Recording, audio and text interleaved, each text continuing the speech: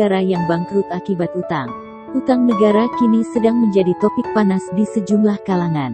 Bagaimana tidak, utang di sejumlah negara termasuk Indonesia terus meningkat untuk menangani pandemi COVID-19. Utang adalah hal krusial, sebab negara bisa saja bangkrut karena tak mampu membayar utang.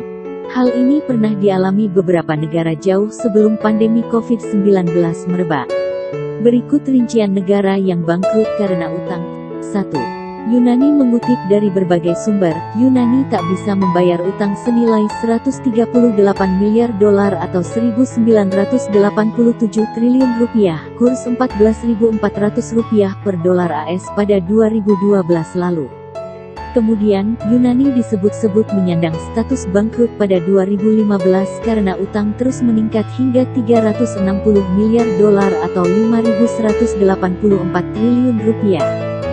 Kenaikan utang membuat jumlah orang miskin di Yunani melonjak. Jumlah tunawisma naik hingga 40% pada 2015. Sementara pengangguran naik dari 10,6% pada 2004 menjadi 26,5% pada 2014. Yunani kini mulai kembali ke pasar obligasi internasional sejak 2017. Negara itu sempat menghilang akibat krisis utang. Tahun lalu, Yunani menerbitkan obligasi bertenor 7 tahun, 10 tahun, dan 15 tahun. Negara tersebut memperoleh dana segar sebesar 12 miliar euro. Dengan penerbitan obligasi pada 2020, rasio utang Yunani diprediksi mencapai 188,8% dengan nilai utang 337 miliar euro, naik dari posisi 2019 yang sebesar 331 miliar euro. 2. Argentina dinyatakan gagal bayar, default, karena tak bisa melunasi utang ke kreditur. Hal ini berawal dari kebijakan pemerintah Argentina yang mematok 1 dolar sama dengan 1 peso Argentina. Namun, mata uang Argentina dengan dolar AS menjadi tidak akurat. Situasi itu menimbulkan kepanikan, sehingga banyak masyarakat yang menarik uang di bank. Pada 2005 dan 2010, Argentina mengumpulkan seluruh kreditur untuk berdiskusi terkait restrukturisasi utang senilai 100 miliar dolar atau 1.440 triliun rupiah. Beruntung, mayoritas kreditur setuju dengan skema restrukturisasi yang ditawarkan Argentina. Namun, pemerintah Argentina kembali mengajukan pinjaman 50 miliar dolar atau 720 triliun rupiah ke Dana Moneter Internasional atau International Monetary Fund (IMF) pada 2018. Argentina mengajukan utang ke IMF untuk menangani krisis ekonomi yang sedang terjadi saat itu.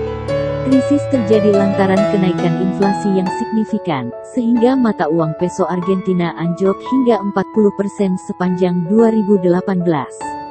Sementara Argentina mengungkapkan tak bisa membayar utang ke IMF sebesar 45 miliar dolar atau 648 triliun rupiah pada tahun ini. Pemerintah mengaku tak memiliki dana untuk membayarnya. 3. Zimbabwe terlilit utang hingga 4,5 miliar dolar atau 64,8 triliun rupiah pada 2008. Tingkat pengangguran Zimbabwe juga melonjak hingga 80%. Masyarakat Zimbabwe berhenti menggunakan bank. Bahkan, mereka juga berhenti membayar pajak dan tak menggunakan mata uang nasional sebagai alat transaksi jual-beli. Zimbabwe juga mengalami hiperinflasi. Masyarakat tak lagi bisa menjangkau harga bahan-bahan pokok. Dengan demikian, uang seperti tak berarti bagi masyarakat Zimbabwe selama harga barang terus melonjak. Mereka lebih memilih sistem barter.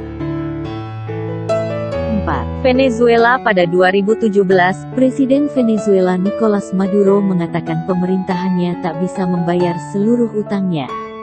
Ia mengaku Venezuela dan perusahaan minyak negara tersebut akan meminta restrukturisasi terhadap pembayaran utang.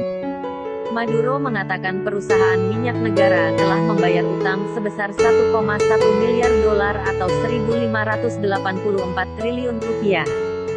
Jumlah itu disebut-sebut cukup besar untuk sebuah negara yang saat ini hanya memiliki dana 10 miliar dolar atau 144 triliun rupiah di bank. Venezuela tercatat memiliki utang kepada sejumlah negara. Beberapa negara tersebut antara lain China dan Rusia. Ketika utang melonjak, jumlah masyarakat miskin ikut meningkat. Sebagian besar masyarakat tak mampu membeli bahan pokok karena harga melonjak lebih cepat ketimbang upah. 5. Ekuador. Ekuador menyatakan tak mau membayar utang pada 2008 lalu. Pemerintah mengatakan utang dari hedge fund asal AS tak bermoral. Ekuador sebenarnya mampu untuk membayar utang yang mencapai 10 miliar dolar atau 144 triliun rupiah. Negara itu memiliki sumber daya alam cukup banyak, namun pemerintah lebih memilih tak membayar utang. Pemerintah saat itu mengklaim utang negara di masa lalu disebabkan aksi korupsi di pemerintahan sebelumnya. IMF mencatat ekonomi Ekuador masih tumbuh. Pada 2014 misalnya, Ekonomi Ekuador tumbuh 5,1% pada 2012. Sementara Ekuador mendapatkan pinjaman sebesar 643 juta dolar atau 9,25 triliun rupiah dari IMF pada 2020. dana itu digunakan untuk pembiayaan darurat menangani pandemi COVID-19.